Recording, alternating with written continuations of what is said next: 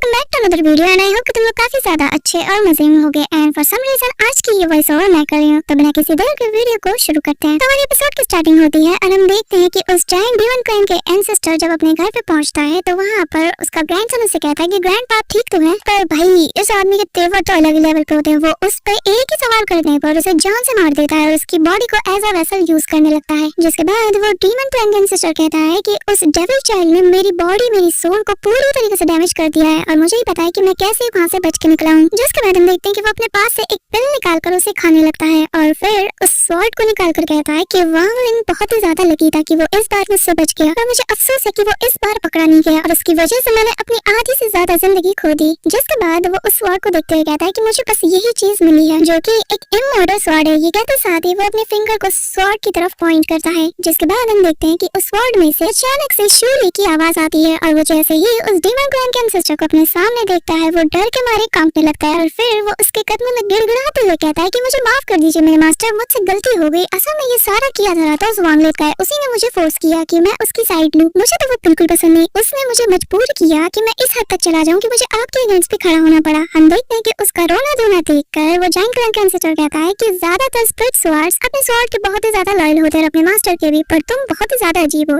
जिस पर वो राहत की सांस लेते हुए कहने लगता है कि हाँ वो तो आपने सही कहा, मैं इंटरेस्टिंग होने के साथ बहुत ही ज्यादा यूनिक हूँ और आप मुझे बाकियों से कंपेयर कैसे कर सकते हो। जिसके बाद वो वापस से उसके सामने गिड़गिड़ाना शुरू कर देता है। ये देखकर वो जायंट डीमन क्राइन के एंसेस्टर अपने मन में सोचता है कि देखने से लगता है कि तुम कोई आम सोल स्प्लिट तो हो नहीं और ना ही ये स्वॉर्ड कोई आम है। जिसके बाद वो कहता है कि आखिर तुम इतने ज्यादा इंसिस्ट कर रहे हो और तुम वांगलिन को भी इतना ज्यादा हेट करते हो तो कैसा रहेगा कि मैं तुम्हारी सोल को अपनी बॉडी के साथ मर्ज कर लूं, जिससे मुझे बहुत ही ज्यादा एडवांटेज मिलने वाला है। जिसके बाद वो ये डिक्लेयर करता है कि आज से तुम मेरे लिए काम करोगे और फिर वो अपने फिंगर को उसकी तरफ पॉइंट करता है। लेकिन हम देखते हैं कि वो उससे पूरी तरीके से अपने फॉर्मेशन में जकड़ लेता है और कहता है कि क्योंकि तुमने सरेंडर कर दिया है तो मैं इस बारे में सोचूंगा। हम देखते हैं कि शिवलिंग आगे कहता है कि मास्टर मुझसे एक बार गलती हुई है और मैं बार बार सेम गलती रिपीट नहीं करने वाला और मैंने आपको बताया ना कि वांगलिन ने मुझे थ्रेटन किया था, उसी ने मुझे इतना ज्यादा बरगलाया कि मैं आपके अगेंस्ट चला गया। मैं तो उसे बहुत ही ज्यादा हेट करता हूँ और हाँ मैं एक बात बता दूं कि अगर मैंने दोबारा आपके खिलाफ जाने की कोशिश की तो अपना मेरी बॉडी को 10,000 डीमंस के बीच में फेंकवा देना। जिस पर वो जायंट डीमन क्राइन के एंसेस्टर कहता है कि ठीक है फिर मैं तुम्हारी बात समझ गया और आज से तुम मेरे लिए स्प्लिट बनोगे, पर एक बात याद रखना तुम मुझसे बचकर तो कभी नहीं जा सकते। जिस पर शूलिंग आगे कहने लगता है कि आप बेफिक्र रहिए, मैं कभी भी आपको धोखा नहीं दूंगा और जैसा कि मैंने कहा कि अगर मैंने ऐसा किया तो मेरी बॉडी को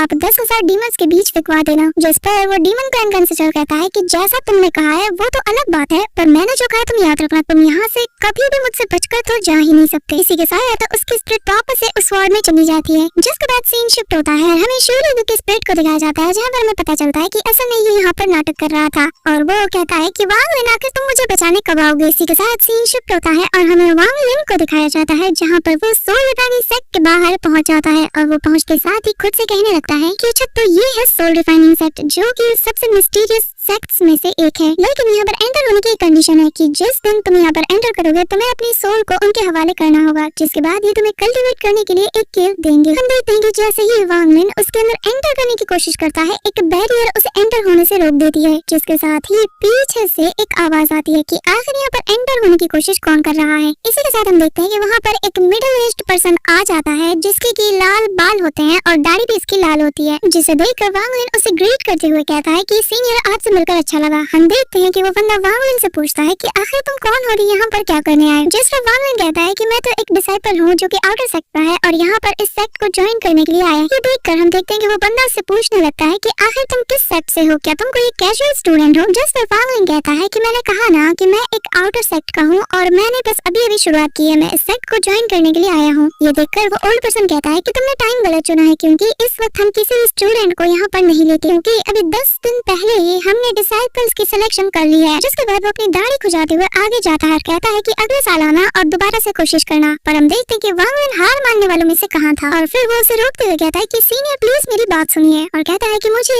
ये स्वॉर्ड मिली है जो कि सालों पहले मिली थी, पर मुझे नहीं पता कि आखिर मैं इसे कैसे यूज करूं और मैं इसे आपको देना चाहता हूं क्योंकि आप जैसा माहिर सीनियर इसे जरूर किसी न किसी अच्छे काम में जरूर लगाएगा। हम देखते हैं कि उसकी स्वॉर्ड को देखकर उस ओल्ड पर्सन की आंखें चमक उठती हैं और वो अपने मन में कहता है कि आखिर इसके पास इतना बढ़िया ट्रेजर कैसे हो सकता है। पर वो अपनी खुशी को छुपाते हुए उससे पूछता है कि एक बात बताओ आखिर तुम्हारे पास ये ट्रेजर कहाँ से आया है। जिस पर वांगलिन एक झूठी मोटी कहानी सुनाते हुए कहता है कि असल में सालों पहले मैंने एक भले आदमी की जान बचाई थी और उसने मुझे as a thank you gift ये स्वॉर्ड दिया था, पर मुझे नहीं पता कि मैं इसे कैसे यूज करूं। और इस आदमी की मैंने हेल्प की थी जो कि इंजर्ड था, उसने मुझसे कहा था कि ये तुम्हारे फ्यूचर में बहुत ही ज्यादा काम आएगा। हम देखते हैं कि उस स्वॉर्ड को पाने के बाद वो ओल्ड पर्सन खुश हो जाता है। बेसिकली वांग लिन ने यहाँ पर उसे रिश्वत दी है और फिर वो ओल्ड पर्सन कहता है कि चलो ठीक है, मैं तुम्हारे लिए कुछ करता हूँ। और फिर वो अपने पास मौजूद उस स्टील को उस बैरियर पर लगाते हुए कहता है कि मैं उम्मीद करता हूँ कि तुम मुझे डिसअपॉइंट नहीं करोगे और अगर तुमने इस सेट के अंदर कुछ भी गलत किया तो मुझसे उम्मीद मत करना कि मैं तुम्हें बचाने आऊंगा। जिसके बाद हम देखते हैं कि वांग लिन भी अपनी फ्लाइंग सॉर्ड पर बैठकर उस एल्डर का पीछा करने लग जाता है, जिसके बाद वो उसे एक लग्जरियस सी जगह पर ले जाता है। जाते साथ ही वांग लिन अपने मन में सोचने लगता है कि इसमें कोई शक नहीं कि जैसा कि मैंने इसके बारे में सुना था कि इस जगह पे जो स्पिरिचुअल एनर्जी है वो बाहर से बहुत ही ज्यादा डेंस है। साथ ही ये कि ये सेट बाकी सेट से बहुत ही ज्यादा डिफरेंट है, क्योंकि यहाँ पर तुम्हारे टैलेंट के बेस पर तुम्हें चुना जाता है। भले ही कोई भी यहाँ पर किसी भी तरीके से एंटर तो हो जाए, लेकिन उसे चुना उसी बेस पर जाता है कि आखिर वो कितना ज्यादा स्किलफुल है। जिसके बाद हम देखते हैं कि वो ओल्ड पर्सन वांग लिन को एक ऐसी जगह पर ले जाता है जो कि दिखने में बहुत ही ज्यादा लग्जूरियस था और वहाँ पर बहुत से घर भी मौजूद होते हैं। जिसके बाद वो आवाज देता है कि एल्डर ब्रदर बाहर निकलो, जिस पर एक पर्सन बाहर आता है और वो कहता है कि आखिर तुम्हें क्या चाहिए और इतना ज्यादा शोर क्यों मचा रहे हो। जिसके बाद वो उससे एक छोटा सा बैग देते हुए कहता है कि ब्रदर क्या तुम इस छोटे से डिसाइपल को अपने पास एक्सेप्ट करोगे। हम देखते हैं कि जैसे वो बियर्डेड पर्सन उस बैग को देखता है तो वो कहने लगता है कि हाँ, जब तुमने उसे चुना है तो भला मैं कैसे इनकार कर सकता हूँ, और ऐसा कब हुआ है कि जब तुमने मुझसे कोई चीज कहा हो और मैंने तुम्हें इनकार किया हो। जिस पर वो रेड हेड पर्सन कहता है कि मुझे पता था कि तुम मेरी बात नहीं टालोगे और मुझे तुम पर बहुत यकीन है। जिसके बाद वो कहने लगता है कि तो फिर मैं इस लड़के को तुम पर छोड़ रहा हूँ, और फिर कहता है कि इस बार ना मैं 100 से भी ज्यादा राउंड सोर्स को कलेक्ट करूंगा, जिसके बाद मैं उन्हें ट्रेन करके मेन सोर्ड में बना दूंगा। अच्छा मत करो कि जैसे ही मेरा ये काम हो जाएगा मैं तुम्हारे साथ ड्रिंक करने वापस आऊंगा। जिसके बाद हम देखते हैं कि ये बियर्डेड पर्सन वांग लिन की तरफ आगे बढ़ते हुए उससे कहता है, एक बात बताओ, आखिर तुमने उसे ऐसा क्या दिया कि वो तुम्हें यहाँ तक ले आया। जिस पर वांग लिन ऑनेस्टी के साथ उससे कहता है कि मैंने उसे एक फ्लाइंग स्वॉर्ड ऑफर की जो कि मुझे पास्ट में मिला था। जिस पर वो बियर्डेड पर्सन कहने लगता है कि इसमें कोई शक नहीं कि आखिर वो इतना ज्यादा खुश क्यों लग रहा था, तुमने उसे कमाल की चीज दी है। जिसके बाद हम देखते हैं कि वो वांग लिन की तरफ एक टोकन थ्रो करता है जिस पर 1019 लिखा होता है और कहता है कि ये केव तुम्हारा हुआ, तुम इसमें जाके कल्टीवेट कर सकते हो, लेकिन इसे 1 साल तक यूज करने के लिए तुम्हें एक मीडियम क्वालिटी के स्पिरिट स्टोन की जरूरत पड़ेगी। लेकिन हम देखते हैं कि वांग लिन समझ जाता है कि इस केव के अंदर ज्यादा स्पेशल एनर्जी मौजूद नहीं है, लेकिन हम देखते हैं कि वो वहाँ पर कोई भी सीन क्रिएट करना नहीं चाहता और वो कहता है कि पर मुझे इससे भी ज्यादा स्पेशल एनर्जी वाली केव की जरूरत है जहाँ पर बैठकर मैं कल्टीवेट कर सकूं। जिस पर वो पर्सन उससे कहता है कि इतनी जल्दबाजी की क्या जरूरत है, तुम्हारे लिए काफी होगा और चिंता मत करो, लाइफ में कोई भी शॉर्टकट कभी भी काम नहीं आता। ये सुनते साथ ही वांग लिन उससे कहता है कि पर मैं आपसे एक और सवाल पूछना चाहता हूँ, आखिर सोल फ्रेंड्स क्या है जिसके बारे में अभी सीनियर ने बताया था। ये कहते साथ ही वो उससे कुछ ऑफर करने लगता है जो देखकर वो बंदा बहुत ही ज्यादा शॉक्ड होता है, लेकिन अगले पल नॉर्मल एक्ट करते हुए कहता है कि जैसा कि मैंने बताया कि मेरे सोल ट्रेनिंग सेक्ट में बस कुछ ही 100 डिसाइपल्स हैं जो कि इनर डिसाइपल्स हैं, पर इन्हें हर साल पीलू कंट्री के अदर सेक्ट के साथ भी कम्पीट करना होता है। ये कहते साथ ही वो वांग लिन से वो चीजें ले लेता है, जिस पर वांग लिन से पूछता है पर इसका रीजन क्या है। जिस पर वो बताता है रीजन ये कि जो सोल सेल है वो हमारे इस सेक्ट का सबसे स्पेशल मैजिक वेपन है और सिर्फ इनर डिसाइपल्स को ही श्वान टेम्पल के बारे में पता है। जिसके बाद वो अपनी कहानी सुनाते हुए कहता है कि मुझे याद है कि मैंने उस इनर गेट तक पहुंचने के लिए जान की बाजी तक लगा दी थी, लेकिन मैं बहुत ही लंबे वक्त के लिए अर्ली स्टेज तक रहा था, इसी वजह से मुझसे ये मौका छीन लिया गया और मुझसे इनर सेक्ट के डिसाइपल होने का टाइटल छीन कर मुझे यहाँ के मैनेजमेंट का काम सौंप दिया गया। जिस पर हम देखते हैं कि वांग लिन थोड़े और सवाल करना तो चाहता था, लेकिन वो बंदा उससे कहता है कि तुम इसके लिए अभी क्वालिफाइड नहीं, और फिर वो उसे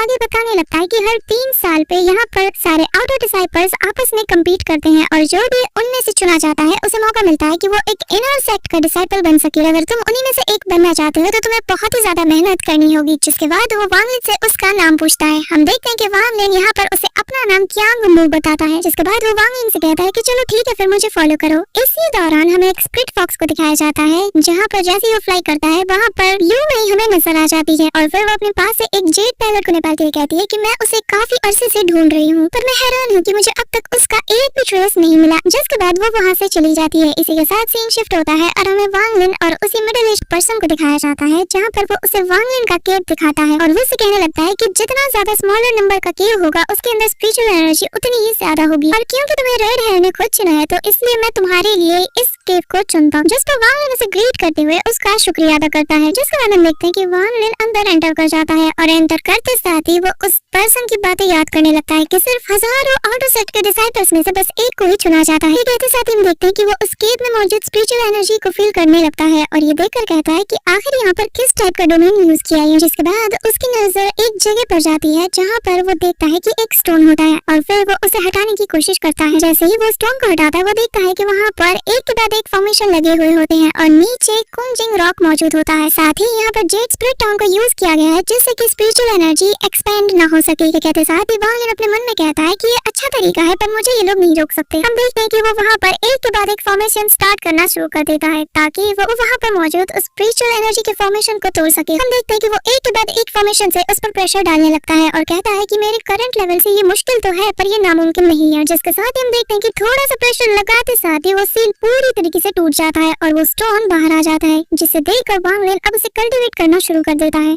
और जिसके प्रेशर से हम देखते हैं कि उसकी बॉडी में क्रैक्स बनने शुरू हो जाते हैं। हम देखते हैं कि उस स्टोन में से स्पिरिचुअल एनर्जी बाहर निकलती है जो कि उस केव में ही चारों तरफ घूमती है। लेकिन थोड़ी देर और प्रैक्टिस करने के बाद फाइनली वांगलिन उस स्टोन में मौजूद सारी एनर्जी को अपने अंदर अब्सॉर्ब कर लेता है जिससे हम देखते हैं कि उसके फोरहेड पर मौजूद वो सील भी पूरी तरीके से फेड होने लगती है पर अभी भी उसका कुछ हिस्सा उसके अंदर मौजूद होता है। इसी के साथ वांगलिन समझ जाता है कि अब उसे किसी हायर स्पिरिचुअल एनर्जी वाले केव में जाना होगा क्योंकि यहाँ का काम तो हो गया। जिसके साथ वांगलिन डिसाइड करता है कि अब वो इस केव से बाहर निकलेगा। हम देखते हैं कि जैसे ही वो बाहर निकलता है तो बाहर बहुत ही खूबसूरत सा नजारा होता है। जिसके बाद वो एक पेड़ की तरफ देखते हुए मुअल्ली को याद करता है और कहता है कि मुझे नहीं पता कि तुम इस वक्त तक कितनी ज्यादा चेंज हो चुकी हो। और अब 7 और साल बचे हैं। जिसके बाद मुझे एक ऐसी इफेक्टिव प्लेस को फाइंड करना होगा ताकि मैं वहाँ पर कल्टीवेट करके उस गोल्डन हुक को पूरी तरीके से तोड़ सकूं। ये कहते साथ ही वांगलिन अपनी मुट्ठी को टाइट करने लगता है और फिर जैसे ही वो अपनी आंखें खोलता है वो उस पूरी जगह को स्कैन करना शुरू कर देता है जिससे कि उसे पता चले कि यहाँ पर सबसे ज्यादा स्पिरिचुअल एनर्जी वाला केव कौन सा है। जिसके बाद उसे एक केव मिल जाता है जो कि उस स्पिरिचुअल वेन के सबसे ज्यादा क्लोज है। लेकिन हम देखते हैं कि जैसे ही वांगलिन वहाँ पर पहुँचता है उसे पता चलता है कि ऑलरेडी कोई इस केव में मौजूद है और जैसे ही उस बैरियर को ब्रेक करके वो अंदर जाने की कोशिश करता है उसी दौरान वहाँ पर वो बियर्डेड पर्सन आ जाता है। हम देखते हैं कि वो पर्सन जैसे ही वांगलिन की तरफ देखता है तो वो उसे देखकर बहुत ही ज्यादा शॉक्ड हो जाता है क्योंकि वांगलिन इन 3 महीनों में बहुत ही ज्यादा चेंज हो चुका है। उसकी कल्टीवेशन भी पहले से ज्यादा बहुत ही इंक्रीज हो जाती है और फिर वो आदमी अपने मन में कहता है कि या तो इसके पास कोई बहुत ही बड़ा हेवनली ट्रेजर मौजूद है या फिर इसके पास कुछ ऐसे कल्टीवेशन के मेथड्स हैं जिसका कि मुझे नहीं पता और ये इतनी जल्दी कल्टीवेट करके अपना लेवल अप कर रहा है। पर हम देखते हैं कि वो बंदा उसके साथ बहुत ही ज्यादा कैजुअल बिहेव करते हुए कहता है कि लगता है कि जब मैं तुमसे नेक्स्ट टाइम मिलूंगा ना तो मुझे तुम्हें अपना फेलो कल्टीवेटर कहकर बुलाना होगा। लेकिन हम देखते हैं कि वांगलिन को समझ आ जाता है कि इसके इरादे बिल्कुल ठीक नहीं और वो सोचता है कि मुझे इसे जल्द से जल्द अपने रास्ते से हटाना होगा वरना ये बाद में आगे चलकर मेरे लिए किसी सर दर्द से कम नहीं होगा। जिसके बाद हम देखते हैं कि वो बंदा उस पर हंसते हुए कहता है कि लगता है कि जिस स्पीड से तुम प्रोग्रेस कर रहे हो ना मुझे लगता है कि आने वाले कंपटीशन में तुम विनर बनोगे। लेकिन एक बात याद रखना कि अगर तुम एक इनर सेक्ट के डिसाइपल बन जाते हो तो यहाँ पर आते रहना। जिसके बाद वो उसके कंधे पर हाथ रखते हुए आगे बढ़ता है कहता है कि लेकिन मैं तुम्हें एक बात बताना चाहता हूँ कि यहाँ पर इस सेक्ट में एक रूल बहुत ही ज्यादा इम्पोर्टेंट है कि तुम्हें हमेशा बस जीतते रहना होगा। हम देखते हैं कि वांगलिन उसका शुक्रिया अदा करते हुए वहाँ से जाने लगता है जिसे देखकर वो बंदा अपने मन में सोचता है कि मुझे बस एक बात पता चल जाए ना कि आखिर इतनी जल्दी क्विकली कैसे मैं अपनी कल्टीवेशन को इंक्रीज कर सकता हूँ तो मुझे वापस से अपना स्टेटस मिल जाएगा। जिसके बाद हम देखते हैं कि रात के वक्त वो पर्सन वांगलिन के केव के बाहर पहुंच जाता है क्योंकि यहाँ पर उसका प्लान था कि वो वांगलिन को मारकर उससे वो टेक्निक हासिल कर ले। उसे वांगलिन के केव का दरवाजा खुला हुआ नजर तो आता है पर वो बिना सोचे समझे अंदर चला जाता है जहाँ पर वांगलिन उसका ऑलरेडी वेट कर रहा होता है। ये देखकर वो चौंक जाता है उससे कहता है कि क्या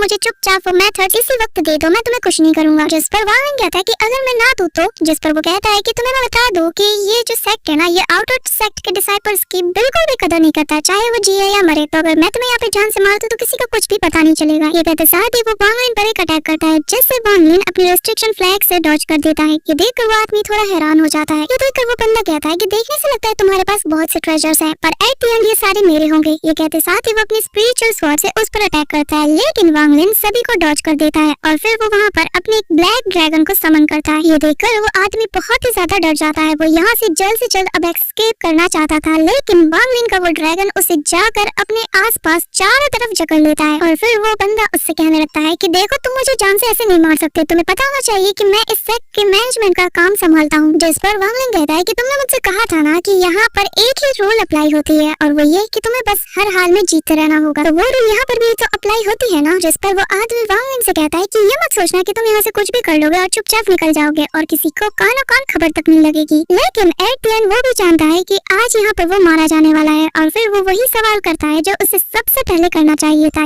और वो ये कि एक बात बताओ, आखिर तुम वो कौन? जिस पर हम देखते हैं कि वांग लिन उसकी तरफ घूरते हुए अपना हाथ आगे बढ़ाता है और कहता है कि तुम डिजर्व नहीं करते कि तुम ये जानो कि आखिर मैं कौन हूँ। जिसके बाद फाइनली हम देखते हैं कि वो अपने हैंड्स को ग्रैब करने लगता है, जिससे उसका वो जो ड्रैगन था वो उससे जकड़ के पूरी तरीके से जान से मार देता है और फिर वो एक एनर्जी बॉल में कन्वर्ट हो जाता है, जिससे वांग लिन अपने हाथ में ले लेता है। इसी के साथ नेक्स्ट सीन में हम देखते हैं कि वांग लिन उसी केव के बाहर पहुंच जाता है जहाँ पर कि पहले से कोई मौजूद था, और जैसे ही वांग लिन अंदर एंटर करता है वो आदमी उसे देखकर शॉक्ड हो जाता है। फिर इससे पहले कि वो कोई भी रिएक्ट कर पाता, वांग लिन उसकी फोरहेड पर पॉइंट करके एक फॉर्मेशन क्रिएट करता है जिससे उसकी बॉडी बिल्कुल भी मूव नहीं कर पाती, और फिर वहाँ पर वांग लिन एक वॉल में होल करके बिल्कुल नीचे तक पहुंच जाता है, जहाँ पर वो जैसे ही पहुंचता है वो ये देखकर हैरान हो जाता है कि वहाँ पर इंटेंस अमाउंट में स्पिरिचुअल एनर्जी मौजूद होती है, और फिर वो वहाँ पर कल्टिवेट करना स्टार्ट कर देता है क्योंकि वो इस एनर्जी को यूज करके उन सारी सील्स और उस डोमेन से खुद को आजाद करना चाहता था। जिसके साथ हम देखते हैं कि वो वहाँ पर फॉर्मेशन स्टार्ट कर देता है, जिसके बाद उसके बॉडी में क्रैक्स बनने शुरू हो जाते हैं। हम देखते हैं कि उस पर इंटेंस अमाउंट में प्रेशर पड़ने लगता है, लेकिन वांग लिन फिर भी नहीं रुकता और फिर अपने पास मौजूद उन मिड ग्रेड स्टोन्स को भी वो बाहर निकालता है और फिर उन्हें पीस में कन्वर्ट करके उनकी एनर्जीज को ड्रेन करना शुरू कर देता है, और इससे जो प्रेशर उस पर अब तक पड़ रहा था ना, इससे कई गुना ज्यादा प्रेशर उस पर पड़ने लगता है। हम देखते हैं कि उसके मुंह से खून तक निकलने लगता है, उसके आंख नाक सबसे खून निकलना शुरू हो जाता है। हम देखते हैं कि वांग लिन को बहुत ही ज्यादा पेन हो रहा होता है, पर भाई फिर होता है कांड। हम देखते हैं कि वांग लिन वहाँ मौजूद सारी स्पिरिचुअल एनर्जी को एक झटके में अब्सॉर्ब कर लेता है, जिससे उस केव में मौजूद थाउजेंड ऑफ डिसाइपल्स इमीडिएटली जाग जाते हैं और वहाँ चारों तरफ अफरा तफरी मचना शुरू हो जाती है। यहाँ पर वांग लिन अभी भी कल्टीवेशन में लगा हुआ होता है, जिसके साथ ही वांग लिन ब्रेक थ्रू करते हुए लेंस एंड सोल लेवल तक पहुंच जाता है, और जो सीलर डोमेन उसके बॉडी में एक्टिवेट था वो अब पूरी तरीके से फेड होना शुरू कर देता है, जिसके साथ ही उस माउंटेन के बाहर एक इंटेंस अमाउंट में एनर्जी क्रिएट हो जाती है। So that's it for today guys. I hope कि तुम सबको आज की वीडियो बहुत ही ज्यादा पसंद आई होगी। अगर हाँ तो वीडियो को लाइक करना, चैनल पे नहीं हो तो सब्सक्राइब करना। मिलता है नेक्स्ट वीडियो में, तब तक के लिए बाय।